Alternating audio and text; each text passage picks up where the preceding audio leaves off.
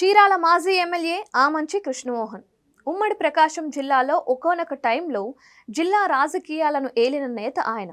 కానీ ఇప్పుడు ఆయన రాజకీయ భవిష్యత్తు అగమ్య గోచరంగా ఉంది. చీరాల సెగ్మెంట్లోని వేటపాలెం జడ్పీటీసీ సభ్యుడిగా గెలిచిన తన రాజకీయ ప్రస్థానం ప్రారంభించిన ఆమంచి 2009లో కాంగ్రెస్ అభ్యర్థిగా చీరాల నుంచి పోటీ చేసి తొలిసారి అసెంబ్లీలో అడుగుపెట్టారు. ఆ తర్వాత 2014లో నవోదయం పార్టీ అభ్యర్థిగా ఆటో గుర్తుపై రెండోసారి పోటీ చేసి చీరాలలో తిరిగి విజయం సాధించారు. తర్వాత టీడీపీలో చేరిన ఆయన మంత్రి పదవి ఆశించి అది దక్కకపోవడంతో గత ఎన్నికలకు ముందు వైసీపీ నీడకు చేరారు. 2019 ఎన్నికల్లో చీరాల నుంచి పోటీ చేసిన ఆయన టీడీపీ అభ్యర్థి కరణం బలరామకృష్ణమూర్తి చేతిలో పరాజయం పాలయ్యారు.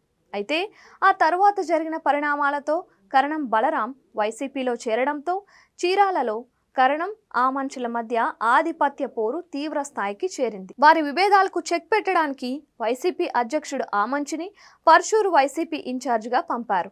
అక్కడ గెలవడం కష్టమన్న భావనతో ఆమంచి తిరిగి చీరాలకు వచ్చి అక్కడ నుంచి పోటీ చేయడానికి గ్రౌండ్ వర్క్ కూడా చేశారు.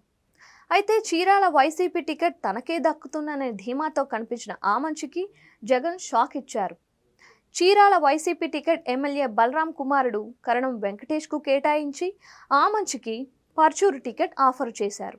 అందుకు ఆమంచి తిరస్కరించి తన రాజకీయ జీవితం ఇచ్చిన చీరాలకే ఫిక్స్ అవుతానని వైసీపీకి గుడ్ బై చెప్పేశారు.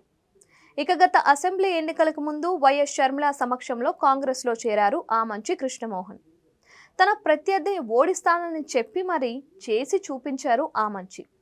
చీరాల నుంచి కాంగ్రెస్ తరపున పోటీ చేసిన ఆయన 40,000 ఓట్లు సాధించారు. వైసీపీ తరపున పోటీ చేసిన కరణం వెంకటేష్ ఓట్లు చీల్చడంలోనూ ఆయన ఓటమిలోనూ ఆమంచి చాలా కీలక పాత్రే పోషించారు. మొత్తానికి తాను అనుకున్న గోల్ అయితే రీచ్ అయిన ఆమంచి ప్రస్తుతం కాంగ్రెస్ పార్టీలో కీలకంగా ఉన్న అంత సంతృప్తిగా ఫీల్ కావడం లేదంట. ఈ వ్యవహారమే ఇప్పుడు పొలిటికల్గా హాట్ టాపిక్గా మారింది. ఆమంచి కృష్ణమోహన్ జనసేన పార్టీలో చేరేందుకు ఆసక్తి చూపిస్తున్నారని చర్చ జరుగుతోంది. ఇప్పటికే జనసేన పార్టీ వర్గాలతో సైతం ఆయన సంప్రదింపులు జరిపినట్లు టాక్ నడుస్తోంది. గతంలో కూడా తాను పవన్ కళ్యాణ్పై చేసిన విమర్శలు వైసీపీ అధిష్టానం సూచిస్తేనే మాట్లాడినట్లు పలు వేదికల్లో ఓపెన్గానే వ్యాఖ్యానించారు. ఎలక్షన్కి ముందు కూడా ఆయన జనసేనలో చేరతారని జోరుగా ప్రచారం సాగింది. దాంతో మళ్ళీ ఆమంచి జనసేనలో జాయినింగ్ అంటూ వాదనలైతే వినిపిస్తున్నాయి.